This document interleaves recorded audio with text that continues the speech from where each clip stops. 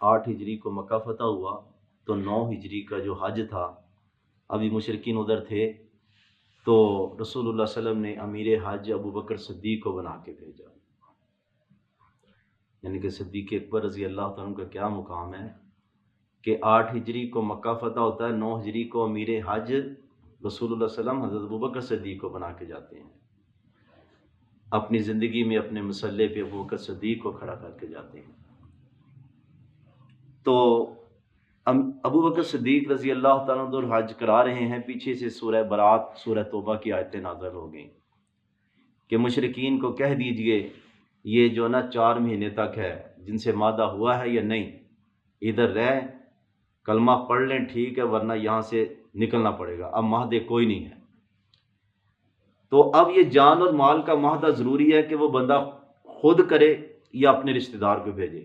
تو رسول اللہ صلی اللہ علیہ وسلم نے حضرت علی کو بھیجا، حضرت علی مدینے کے اندر ہی تھے، کہ جاؤ علی یہ آیتیں جا کے لوگوں کو سناؤ۔ تو وادی زجنان پہ ملاقات ہوئی ابو بکر صدیق کے ساتھ، آپ نے فوراً حضرت ابو بکر صدیق نے فرمایا بھئی تم امیر بنا کے بھیجے گئے ہو یا مامور؟ کہا نہیں، میں مامور ہی ہوں، امیر آپ ہی ہیں، میں بس یہ میسج یہ آیتیں لے کے آیا ہوں۔ تو یہ آیتیں 10 جمرہ عقبہ کے پاس لوگوں کو سنائی گئیں اور آگے لوگ اس کو رپیٹ کرتے گئے، اور یہ بھی کہا گیا کہ بھی آئندہ کوئی مشرک ادھر حج کرنے نہیں آئے گا، کوئی برہنہ طواف نہیں کرے گا جو مشرکوں کا طریقہ تھا۔ تو یہی سال تھا 9 ہجری کا، اس کو عام الوفود بھی کہا جاتا ہے، یعنی کہ وفد بڑے آئے۔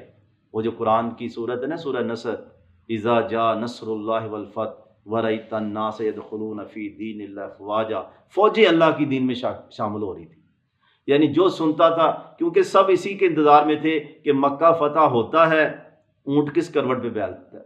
جب مکہ فتح ہو گیا تو پھر باقی کون یعنی کڑے گا، سب قبیلے آنے لگ پڑے۔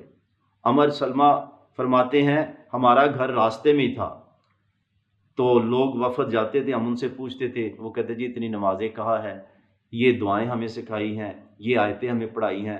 تو حضرت عمر سلمہ رضی اللہ تعالیٰ فرماتے میں یاد کرتا جاتا، ابھی بچے ہی تھے، تو جب ان کا باپ مسلمان ہوا تو یہ بھی مسلمان ہو گئے۔ تو بڑے بڑے قبیلے جو آئے، اس میں عبد القیس کا قبیلہ تھا۔ نبی صلی اللہ علیہ وسلم فرمایا ان میں 2 خصلتیں بڑی اچھی ہیں جو اللہ کو پسند ہے، یہ دور اندیش ہیں اور بردبار ہیں۔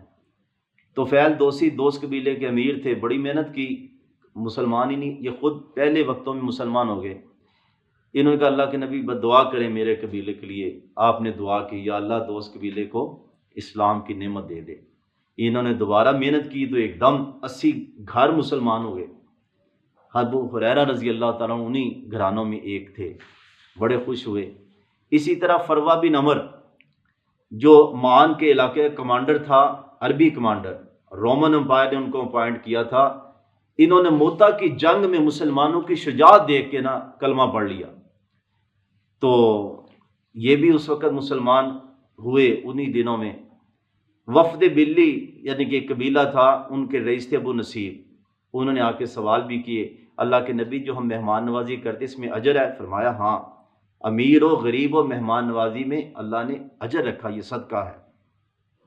کتنے دن تک مہمان نوازی؟ فرمایا 3 دن تک۔ انہوں نے یہ بھی سوال کیا کہ اگر کوئی لاپتہ بھیڑ بکری مل جائے لے لیں جنگل کے اندر؟ کہا ہاں، وہ یا تمہارے لیے ہے یا اس مالک کے لیے ہے یا بھیڑیا کھا جائے گا، اگر کوئی نہیں پکڑے گا بھیڑیے کھا جائیں گے۔ اونٹ کے بارے میں کیا فرمان ہے؟ فرمایا اونٹ سے تمہیں کیا تعلق، اونٹ کا رزق اور اس کے پاؤں اس کے ساتھ ہیں۔ کیا مانا؟ وہ چل پھر لیتا ہے، اونٹ گم نہیں ہوتا، وہ خود ہی اپنی خوراک تلاش کر لیتا ہے اور مالک ڈھونڈ ہی لیتا اس کو۔ بنو ثقیف کا قبیلہ عروہ بن مسعود، یہ بڑے اکھڑ مزاج طائف کے لوگ تھے، انہوں نے اپنے امیر کو شہید کر دیا۔ پھر ان کو خطرہ ہوا کہ یار سارے مسلمان ہو رہے ہم کدھر جائیں گے؟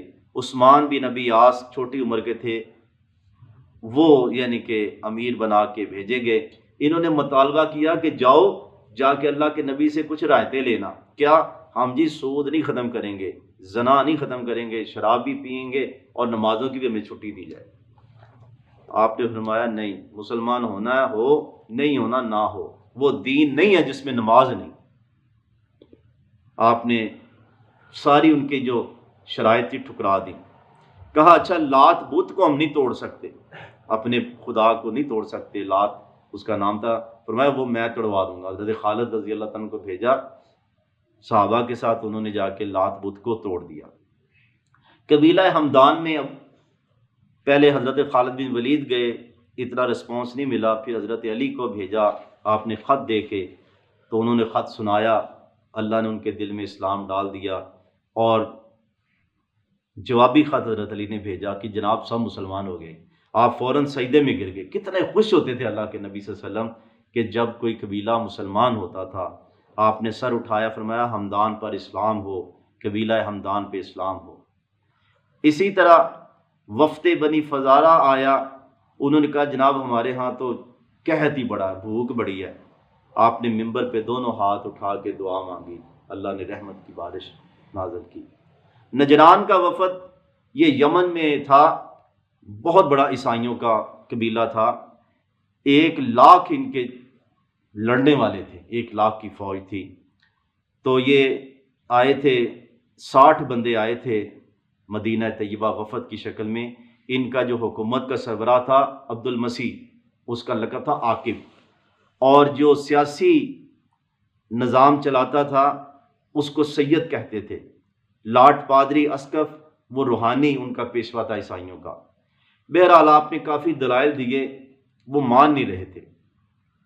عیسیٰ علیہ السلام کے اندر سوال جواب کرنے لگے. یہ سورہ آل عمران کا کافی حصہ اسی نجران وفد کے سوالوں کا جواب ہی ہے. آپ نے فرمایا، اللہ تعالیٰ نے فرمایا انا مثل عیسیٰ عند اللہ کمثل آدم. تم کہتے ہو عیسیٰ خدا کا بیٹا کیونکہ باپ نہیں ہے، تو آدم علیہ السلام کی مثال دیکھو، اس کی تو ماں بھی نہیں تھی. یہ اللہ تعالیٰ نے ان کے سوال کا جواب دیا. بہرحال وہ نہیں مانے. فرمایا پھر ٹھیک ہے مبالغہ کر لو. آپ حسن و حسین کو چادر میں لپیٹے آ رہے ہیں اور پیچھے سیدہ فاطمہ آ رہی ہیں، حضرت علی آ رہے ہیں.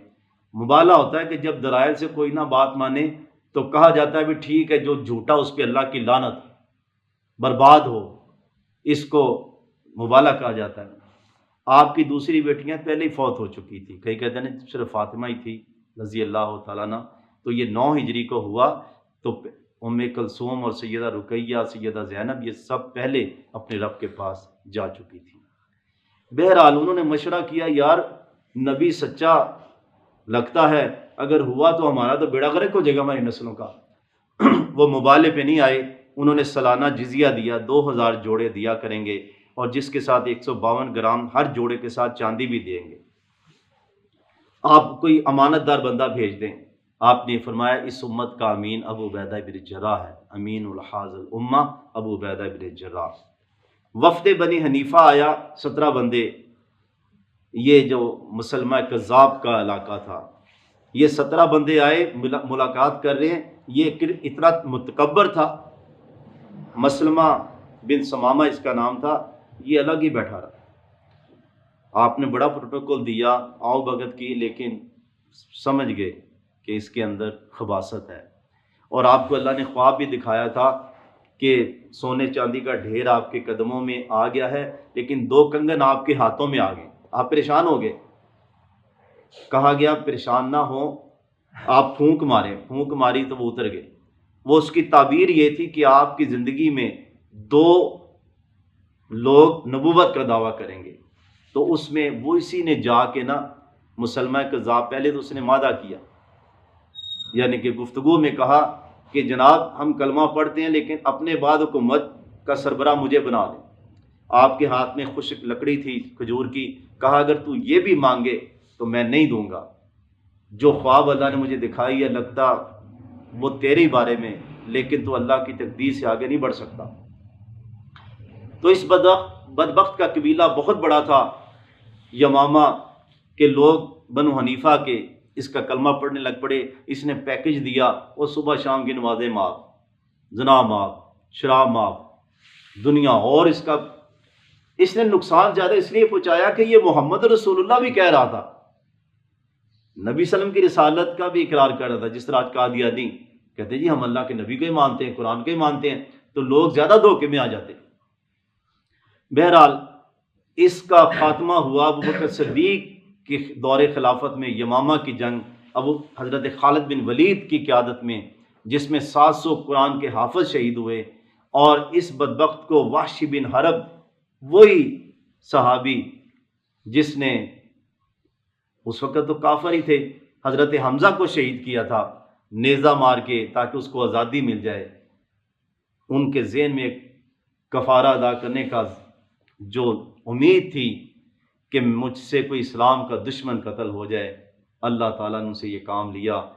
مسلمہ کذاب سامنے آیا، انہوں نے نیزہ پھینکا، اس کے آر پار ہو گیا اور وہ گر گیا، تو وحشی بن حرب سے اللہ نے اسی نیزے سے یہ کام بھی لے لیا۔ پھر اس کا خاتمہ ہوا، یعنی کہ نبوت جھوٹی کا۔